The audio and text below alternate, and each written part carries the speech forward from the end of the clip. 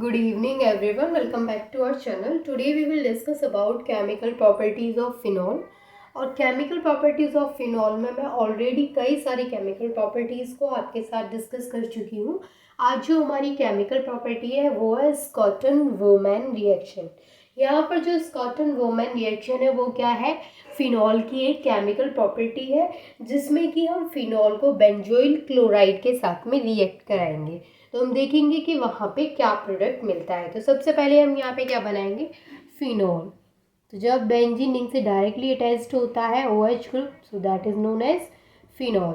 अब इस फिनॉल को हमें किसके साथ में रिएक्ट कराना है, बेंजोइल क्लोराइड के साथ में. तो यहाँ पे हम लिखेंगे C6H5COCl, दैट इज बेंजोइल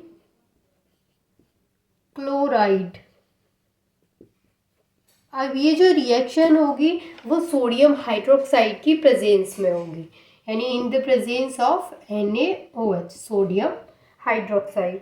तो यहाँ पर क्या होता है कि यहाँ पे जो फिनॉल का OH है उसमें से जो हाइड्रोजन है वो यहाँ से इस Cl के साथ HCl बन के बाहर निकल जाएगा, और बाकी का जो यहाँ पर C6H5CO है वो बेंजीन रिंग से जाकर के अटैच हो जाएगा, बेंजीन रिंग के इस ऑक्सीजन के पास जाकर के अटैच हो जाएगा.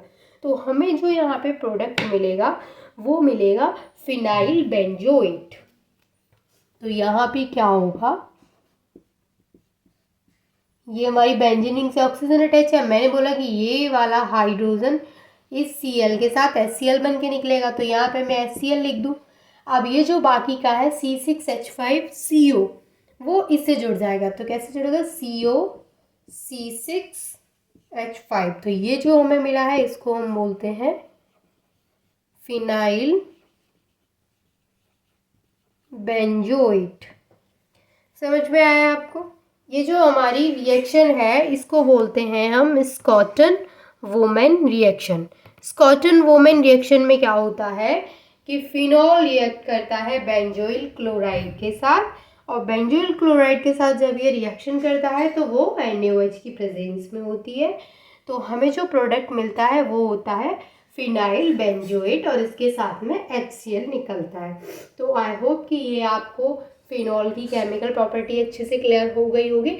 अब देखिए ये फिनॉल की केमिकल प्रॉपर्टी है तो आप उसकी केमिकल प्रॉपर्टी में तो इसको लिख ही सकते हैं, बट अगर इस तरीके से आपको इसका नाम दे करके इस रिएक्शन के बारे में पूछा जाए तो आपको नाम पता होना चाहिए. जैसे मान लीजिए मैंने ये रिएक्शन करा दी कि ये इसकी केमिकल प्रॉपर्टी है, मैंने इसका नाम नहीं बताया. तो कभी कभी क्या होता है कि नाम के थ्रू भी पूछ लिया जाता है. ऐसे एक नंबर में पूछ लिया कि स्कॉटन-वोमैन रिएक्शन क्या होती है, तो उसमें आपको कोई थ्योरी लिखने की ज़रूरत नहीं है. एक नंबर में पूछा गया है तो आपको क्या लिखना है, जिसके वहाँ पे वो रिएक्शन करके दिखा देना है कि फिनॉल बेंजोइल क्लोराइड के साथ रिएक्ट करेगा.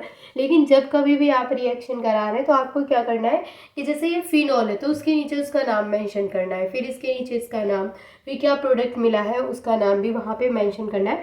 तो आपको पूरा का पूरा मार्क मिलेगा. अगर मान के चलिए 1 मार्क का है तो वो 1 मार्क आपको कंप्लीट मिलेगा, क्योंकि आपने रिएक्शन के साथ में उसके नेम भी वहाँ पे मेंशन किया है. तो ये थी हमारी chemical property of phenol. I hope this is clear to all of you. अगर कोई भी डाउट है तो वो आप मुझसे पूछ सकते हैं. And thank you so much for watching this video.